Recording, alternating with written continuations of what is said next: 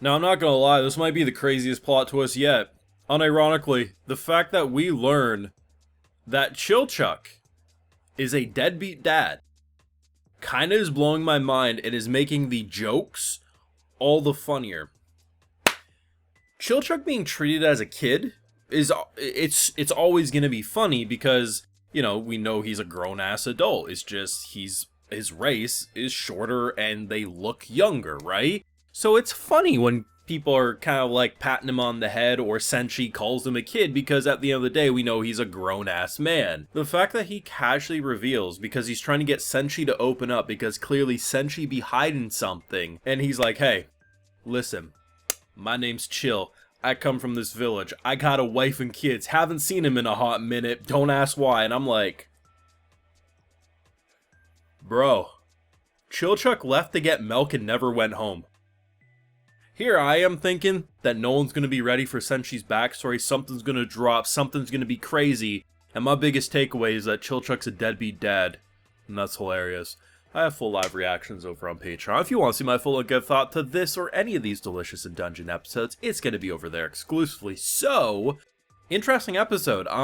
They had me confused and really thinking throughout this episode because you don't really think of much, but then when you start realizing that Senshi hasn't opened up much, sure, none of them really have, but the idea that when they start bringing up the time discrepancy, so like they're like, hey, why would he be in this dungeon for like 10 years if the dungeon was discovered 6 years ago? And I'm like, oh, was he born into the dungeon? Like, that's what I'm starting to think the entire episode. I'm like, okay, he did talk about, like, he knew about how to carve, like, okay, take that in the pillar and put it on the other ones. I'm like, maybe he was born in the dungeon. That's a possibility. You never know, right?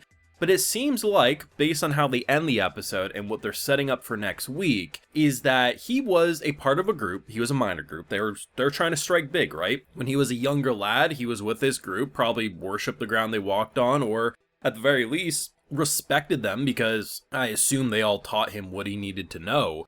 And they discovered the dungeon. It looked like a city of gold, as he said. And it seems like, based on his fear, we've never seen this level of fear from Senshi. If anything, Senshi's been the one who's been collected, right? Even if things are freaky, like he's the adult of the group. Even if he's a little weird, he is the adult. I think what we're about to experience is pure horror with them getting picked off one by griffins.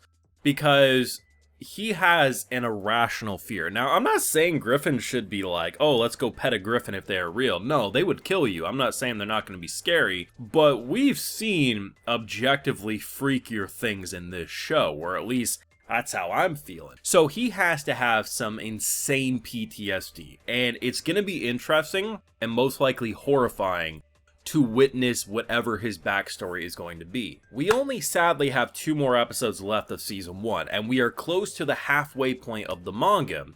So now I'd be okay if the last 2 episodes are focused on backstory and learning more about the dungeon and some deep dark secrets. I'd be okay with that. But I have a feeling not many people are going to be ready for Senshi's backstory, because even if it's exactly what we think, griffins took down people, I have a feeling they're going to make it pure horror. And if they don't, goddamn, I will be shocked. Probably more shocked than the fact that Chilchuck's a deadbeat dad. Goddamn. Bring the milk home, kid. That's all I'm saying.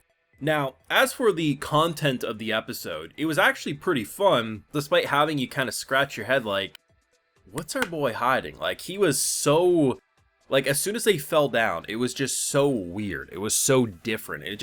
You knew something was off. And the idea that we use, I actually felt, I felt bad on Senshi's behalf. What ends up happening is, because he gets kidnapped and they can't see where he is, so they need to make a familiar. They take a good looking, it was a roast, some carrots, like that was a good looking meal that could have been cooked. And we turn them into the goofiest, like, it looked like a peep, you know the marshmallow peeps. The first one looked like that. The second one looked pretty cool, actually. It was like a wyvern. And then, I never thought I'd find myself, like, siding with Leos of all characters. But when he was trying to build that dragon, he's like, I'm gonna give it this, I'm gonna give it that. And then she turns it into this, it looked like a worm, man. It was the lamest looking thing. I had the same face as him, like, what the fuck? It's just, I love that. I love the back and forth and how sometimes you'll see yourself actually relating to characters you normally wouldn't in this show. And I think, if anything, the way he got so into crafting and carving the familiar, it proves to me that if he was a part of a modern world, if he got access to Gunpla, Warhammer, anything where he could paint, make, or build shit, he would literally have no freaking... He would spend his rent money on a goddamn Gunpla kit. I can just already tell that's the type of personality he has, and that is hilarious to think of. Though I will admit, as lame as her little skyfish looked, the thing moved like a bullet. It was piercing through wings. And the fact that as she's trying to mourn it, they just cut that bitch, I'm like, that looks pretty good. And they had skyfish and chips. Why not? To be honest, this was probably the most normal food episode. They started with fluffy pancakes. I'm thinking, oh man, did they use some Minotaur milk? Like, I'm thinking, like, what are they gonna do to make it weird? They never said shit, so I'm just gonna say that was a normal pancake, and I'm gonna leave it at that. And honestly, what they ate afterwards, the skyfish is a little weird, just because, like, it looked a little weird, but I mean, the cooked dish looked fine. So honestly, props, I guess, that 22 episodes in, you finally found a way to make it pretty normal. Now, there has been dishes that I'm like, damn, I'd eat that. But there's always like that one where I'm like, yeah, but that part, no. I don't like fish, but because I know what it was made out of in terms of the meat, I'd actually probably mess with that fish and chips dish. But that's just me. To be honest, like, Chilchuck having a family, like, that could make sense. And like, if you really like, were like, oh, you know, is that it's just the fact that the way he phrases it makes him come across as the most deadbeat dad, and that's kind of hilarious.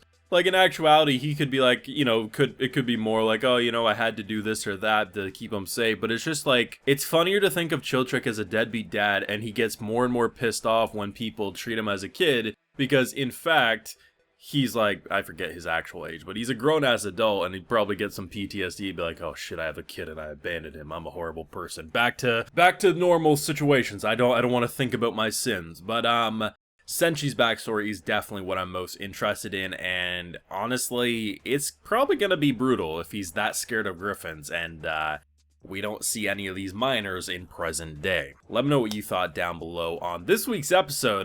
Between Senchi, in a way we've never seen, and deadbeat Chilchuck, can't beat this episode, but let me know what you're feeling down below. Be sure to leave a like if you enjoyed, subscribe if you're new around here, of course ring that bell so you know if I want to upload more, and like I mentioned, we also have those full live reactions over on Patreon, and hey, while you're over there, I'll also give you a video shout out. Alrighty, so today we have Hunter D. Lupin, Zeno, Michael Goodley, and Yuki Alley. So I appreciate the support, everyone. Please take care. Y'all have a good one.